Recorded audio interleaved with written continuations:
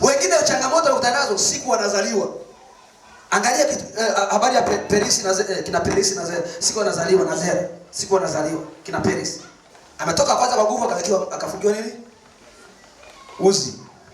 Alafu ghafla yule aliyotoka kwanza karudi wapi? Ndani. Baraka ya mzaliwa ngapi? Wa kwanza imekamatwa hiyo. Kwa hiyo alikuwa anatoka wa kwanza mapacha, anatoka wa kwanza wakamfungia uzi wapi? Mkononi. Alipofungiwa akarudi wapi? Ndani. Perisi akatoka kwa nini? Wa pili akatoka kwa speed.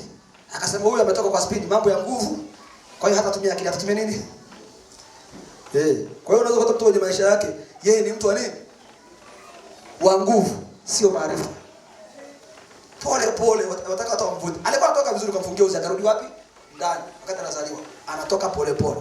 Kwa hiyo maisha yake yote, biashara yake anafanya pole. Mambo yake yote yanaenda pole pole. Yaani sina hili. Haleluya.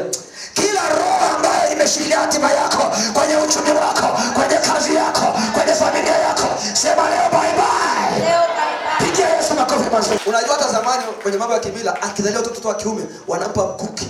Wanampa na nini? Na ngao. Zamani mtoto hata akizaliwa kwa mfano huko, akizaliwa tu wa kiume, anaanza kulishwa nyama mbichi. Alafu akashwa kiti cha babu. Njoo, kiti cha babu. Wanaangalia na akili ya huyo mtoto. Kwa hiyo Gideoni uchumi wake ulishikiliwa na madhabahu ya baba. Hachomoki. Mungu akamwambia hauwezi kuchomoka wewe mpaka hii madhabahu baba yako uivunje. Akampa na maelekezo, chukua ndama, ng'ombe wa pili, kamtoe sadaka. Hata na ile ashera wanayeabudu ifanyie kuwa kuni, ichome. Wakaichoma. Baada ya muda kidogo usiku, asubuhi wanainuka watu wanasema nani amechoma ile madhabahu? Nani ameivunja? Na wewe leo upo kama Gideoni wa kuvunja ile madhabahu, wa kuvunja kila mila na desturi, wa kuvunja kila foundation mibaya ambayo imesababishwa na kizazi cha kwanza, kizazi cha pili, kizazi cha tatu. Sema tunavunja kwa jina la Yesu.